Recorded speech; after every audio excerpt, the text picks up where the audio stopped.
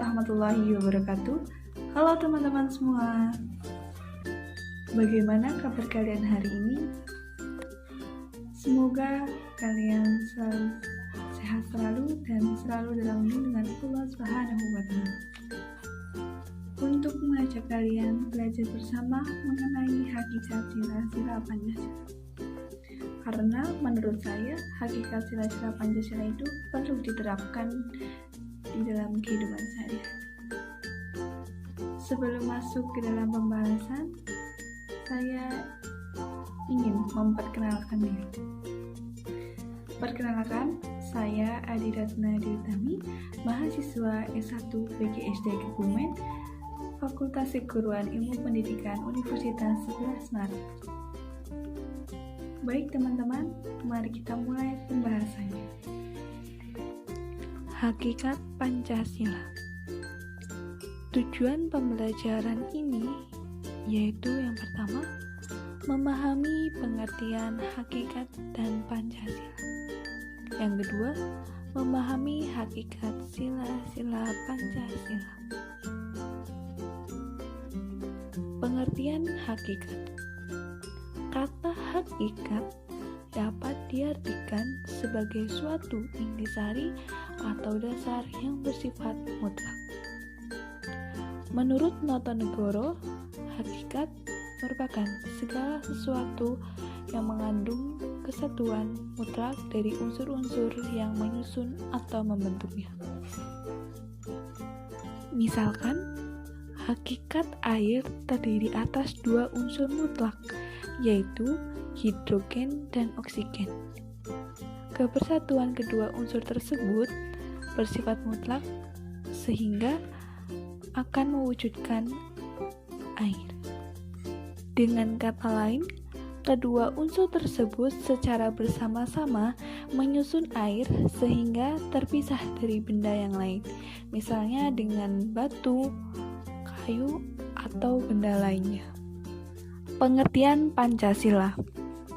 Secara etimologi, istilah Pancasila berasal dari bahasa Sanskerta. Menurut Muhammad Yamin, dalam bahasa Sanskerta, Pancasila memiliki arti, yaitu panca, artinya 5. Berikutnya, sila, artinya berbatu sendi atau alas atau dasar. Yang terakhir, syiila, artinya peraturan tingkah laku yang baik. Sehingga Pancasila memiliki dua arti, yaitu Pancasila, yaitu berbatu sendi atau alas atau dasar. Dan yang kedua, Pancasila atau 5 urutan tingkah laku yang baik. Pancasila merupakan pandangan hidup bangsa, memiliki fungsi utama sebagai dasar negara Indonesia. Dalam kedudukannya yang demikian, Pancasila menempati kedudukan yang paling tinggi sebagai sumber dari segala sumber hukum atau sebagai sumber dasar nasional dalam tata hukum di Indonesia. Hakikat. Terkait dengan hakikat sila-sila Pancasila, pengertian hakikat dapat dipahami dalam 3 kategori, yaitu yang pertama, hakikat abstrak. Hakikat yang disebut juga sebagai hakikat jenis atau hakikat umum yang mengandung unsur-unsur yang sama, tetap, dan tidak berubah, yang merujuk pada kata ketuhanan, kemanusiaan, persatuan, kerakyatan, dan keadilan. Yang kedua, hakikat pribadi, yaitu hakikat yang memiliki sifat khusus, artinya terikat kepada barang sesuatu. Hakikat pribadi Pancasila menunjuk pada ciri khusus sila-sila Pancasila yang ada pada bangsa Indonesia, yaitu adat istiadat, nilai-nilai agama, nilai-nilai kebudayaan, sifat, dan karakter yang melekat pada bangsa Indonesia sehingga membedakan bangsa Indonesia dengan bangsa yang lain di dunia. Hakikat pribadi inilah yang realisasinya sering disebut sebagai kepribadian dan totalitas konkretnya disebut kepribadian Pancasila. Yang ketiga, hakikat konkret. Hakikat konkret artinya bersifat nyata, sebagaimana dalam kenyataannya. Hakikat konkret Pancasila terletak pada fungsi Pancasila sebagai dasar filsafat negara. Dalam realisasinya, Pancasila adalah pedoman praktis, yaitu dalam wujud pelaksanaan praktis dalam kehidupan negara, bangsa, dan negara Indonesia yang sesuai dengan kenyataan sehari-hari, tempat, keadaan, dan waktu. Pancasila yang berisi 5 sila menurut Notonegoro merupakan satu kesatuan utuh. Kesatuan sila-sila Pancasila tersebut diuraikan sebagai berikut. Yang pertama, kesatuan sila-sila Pancasila dalam struktur yang bersifat hierarkis dan berbentuk piramidal. Susunan secara hierarkis mengandung pengertian bahwa sila-sila Pancasila memiliki tingkatan berjenjang, yaitu sila yang ada di atas menjadi landasan sila yang ada di bawahnya. Sila yang pertama melandasi sila kedua, lalu sila kedua melandasi sila ketiga, sila ketiga melandasi sila keempat, dan sila keempat melandasi sila kelima. Dalam susunan hierarkis dan piramidal, sila ketuhanan yang Maha Esa menjadi basis kemanusiaan, persatuan Indonesia, kerakyatan, dan keadilan sosial. Sebaliknya, ketuhanan yang Maha Esa adalah ketuhanan yang berkemanusiaan, yang membangun, memelihara, dan mengembangkan persatuan Indonesia yang berkerakyatan dan berkeadilan sosial. Demikian selanjutnya, sehingga tiap-tiap sila di dalamnya mengandung sila-sila lainnya.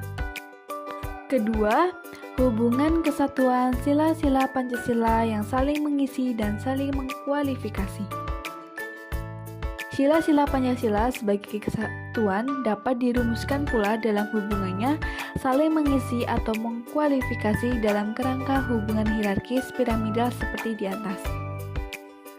Sila-sila Pancasila. Sila Pancasila yang pertama yaitu ketuhanan yang Maha Esa. Kata ketuhanan yang Maha Esa sudah mencakup semua agama sehingga di dalamnya mengandung nilai toleransi beragama.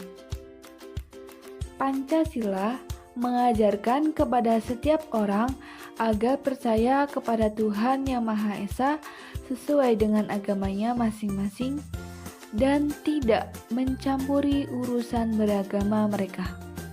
Negara juga berkewajiban untuk mengawasi pelanggaran terhadap nilai-nilai ketuhanan.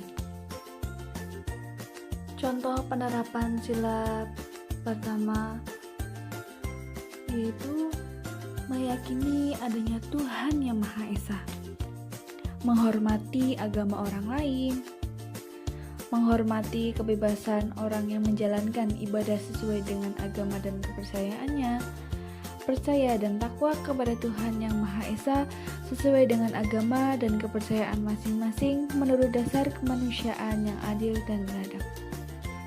Sila Pancasila yang kedua yaitu kemanusiaan yang adil dan beradab. Kemanusiaan yang adil dan beradab adalah kesadaran, sikap, dan perbuatan manusia yang sesungguhnya sesuai dengan kodrat hakikat manusia yang berbudi, sadar nilai, dan budaya. Juga bisa didasarkan kepada budi murni manusia yang berhubungan dengan norma-norma dan kebudayaan, umumnya baik terhadap diri sendiri, kepada Tuhan, sesama manusia, dengan hewan, dan alam. Dengan kemanusiaan yang adil dan beradab, semua warga negara mempunyai hak dan kewajiban, kedudukan atau derajat yang sama terhadap undang-undang negara. Dan kemanusiaan adil dan beradab. Ada kata bersikap adil. Bersikap adil merupakan hal yang paling utama dalam penerapan sila kedua Pancasila. Adil yang dimaksud di sini adalah adil dalam tindakan moral. Contohnya, saat menyelesaikan suatu masalah, kita harus melihat pada kebenaran, bukan melihat latar belakang seperti suku, ras, agama, dan lain-lain. Sila Pancasila yang ketiga yaitu Persatuan Indonesia. Persatuan Indonesia adalah persatuan yang mendiami berbagai wilayah di Indonesia karena didorong untuk mencapai kehidupan yang bebas dalam negara yang merdeka dan berdaulat, yang bertujuan untuk mencerdaskan bangsa, memajukan kesejahteraan umum, dan menciptakan perdamaian yang abadi. Karena jika persatuan tidak terwujud, maka akan terpecah belah dan tidak tahu arah dan tujuan bangsa bagaimana. Sila ketiga ini mempunyai maksud untuk mengutamakan persatuan atau kerukunan bagi seluruh rakyat Indonesia yang mempunyai perbedaan agama, suku, bahasa, dan budaya, sehingga kemudian dapat disatukan melalui sila ini. Tujuannya, walaupun berbeda-beda, tetapi tetap satu yang terdapat dalam Bhinneka Tunggal Ika. Sila Pancasila yang keempat yaitu kerakyatan yang dipimpin oleh hikmat kebijaksanaan dalam permusyawaratan perwakilan. Kerakyatan yang dipimpin oleh hikmat kebijaksanaan dalam permusyawaratan perwakilan adalah bahwa kekuasaan yang dijalankan oleh rakyat yang berpikir secara sehat melalui sistem perwakilan yang keputusannya diambil dari jalan musyawarah mufakat. Contoh sikap yang mencerminkan sila keempat itu selalu mengutamakan musyawarah dalam menyelesaikan persoalan, menghargai hasil musyawarah, menghormati pendapat orang lain, berlapang dada dalam menerima hasil musyawarah. Sila Pancasila yang kelima yaitu keadilan sosial bagi seluruh rakyat Indonesia. Keadilan sosial bagi seluruh rakyat Indonesia yaitu keadilan yang berhak didapatkan oleh setiap warga negara Indonesia, baik yang berada di dalam negeri maupun di luar negeri, yang berupa keadilan dalam bidang politik, hukum, ekonomi, kebudayaan, pertahanan, dan keamanan. Keadilan sosial di dalam sila Pancasila yang kelima ini yaitu suatu masyarakat atau sifat suatu masyarakat adil dan makmur, berbahagia buat semua orang, tidak ada penghinaan, tidak ada penindasan, tidak ada penghisapan, sehingga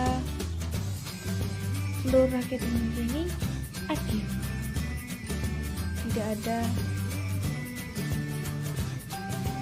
yang dihina maupun lainnya. Terima kasih. Semoga materi yang kita pelajari dapat bermanfaat bagi kita semua. Apabila ada perkataan yang kurang berkenan, saya mohon maaf dengan tulus. Wassalamualaikum warahmatullahi wabarakatuh.